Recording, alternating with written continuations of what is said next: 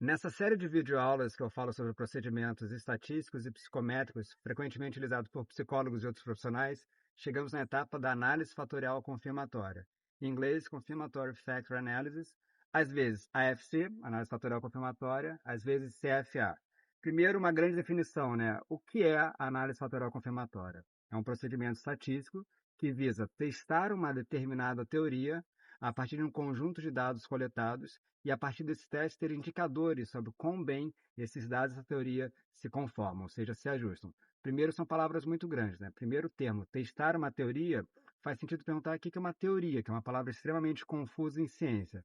Primeiro, na visão de um psicólogo, a teoria é uma representação de um determinado fenômeno psicológico. Por exemplo, um psicólogo pode falar que a personalidade é formada por 5 grandes fatores ou dimensões. Talvez um psicólogo cognitivo pode falar que a inteligência é uma única grande dimensão, por exemplo, fator G, inteligência geral. Então, talvez a ideia para um psicólogo sobre teoria é quão bem um determinado fenômeno pode ser apresentado, pode ser representado. Para um estatístico, para uma pessoa quantitativa, talvez a palavra teoria signifique um modelo formal, como um determinado modelo formal em matemática pode explicar uma relação entre os dados e esse modelo formal. Nisso vem uma coisa muito importante.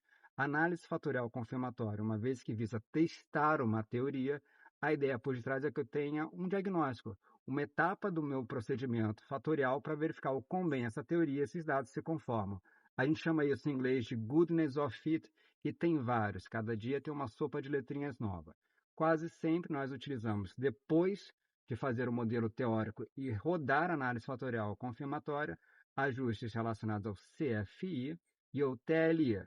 Esses dois indicadores vão de 0 até 1. Quanto mais perto de 1, melhor. Quase sempre 0,95 ou 0,90 são indicadores que a gente considera como suficientes. E também indicadores relacionados a resíduos. O mais típico é o RMSA e tem vários indicadores relacionados a corte, mas, de novo, vai de 0 até 1. Quanto menor, melhor. 0,05 costuma ser recomendado. Uma coisa importante, já dá para ver que uma vez que eu tento verificar a adequação de uma teoria, vem na nossa cabeça que algo está provado. Olha, está provado que a inteligência é unidimensional ou está provado que a personalidade tem 5 grandes fatores. Isso não é a forma correta de se falar, não é? Quase sempre, mesmo que a gente tenha um modelo estatístico que ele seja suficientemente bom, que eu tenha bons indicadores de ajustes, eu jamais vou falar que um determinado fenômeno psicológico foi provado por essa técnica. O que eu falo é que eu tenho bons indicadores, boas evidências para falar, por exemplo, hoje em dia, 2024, 2025, que a inteligência se conforma bem com um único fator, um fator geral, e que personalidade, eventualmente, são 5, ou que, eventualmente, habilidades sociais e emocionais do desenvolvimento infantil são 2 grandes fatores. Uma coisa muito importante em relação à usabilidade da análise fatorial confirmatória é a pergunta: quando que eu a faço, não é? Tem uma corrente em psicologia e estatística que costuma falar que a gente faz análise fatorial exploratória, como primeiro passo em relacionado à investigação dos dados, e depois eu verifico a análise fatorial confirmatória para isso. Eu vou colocar aqui na tela para vocês a imagem que tenta justificar isso. Repara só, na análise fatorial exploratória eu tenho um conjunto de itens e vários fatores possíveis. Repare que, por definição, todos os itens carregam em todos os fatores. Agora, quando eu faço análise fatorial confirmatória, é essencialmente o oposto. Eu pego alguns indicadores de zero, ou seja, eu faço uma restrição em relação a esses indicadores, e vejo novamente o quão bem agora esses fatores se conformam bem a esses itens. De certa maneira, faz sentido pensar que primeiro vem a análise fatorial exploratória e depois a confirmatória, apesar de algumas pessoas falarem que isso é extremamente circular. Agora, repara que também tem uma outra orientação, que a ideia é, bom, se eu preciso verificar quão bem uma determinada teoria é e testar isso, faz sentido eu começar com a análise fatorial confirmatória quando eu tenho já uma teoria bastante robusta.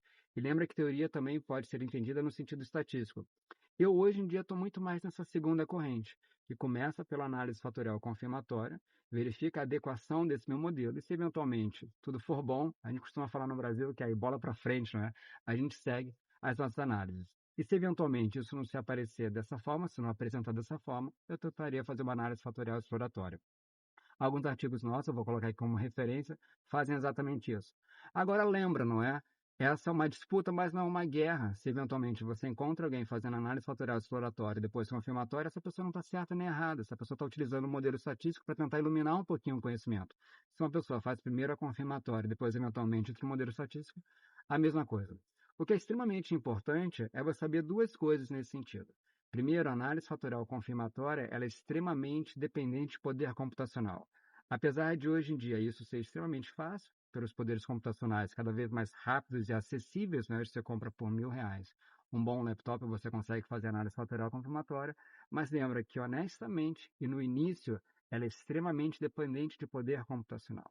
A segunda coisa é justamente você ter um entendimento que a palavra teoria ela é meio que polissêmica. Para psicólogos, muitas vezes é uma coisa, para estatísticos, eventualmente, é outra.